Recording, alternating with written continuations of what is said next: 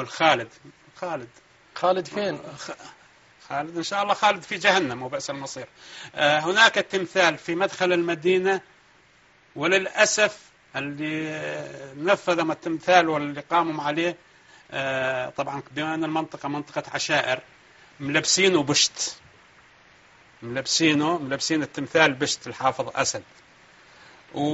وأنا الآن أسجل موقف شلون من الآن، وهذا بشتي أرمي إذا الشيخة بالبشت ما أريدها وما ألبس. الله يحرم لبست البشت من اليوم ألا ينهار التمثال أبو بشت اللي بمدخل الرقة. ويلا يا أهل الرقة، يلا يا العشائر، يلا يا الصبخة، يلا يا العفادلة، يلا يا الولدة، يلا يا الناصر، يلا أخوة هدلة، يلا كل العشائر، يلا نزلوا لنا بالليل يروحون شباب بس رمز انه هالتمثال ابو البشت هذا يرتمي وينهان وينداس بالصرامي.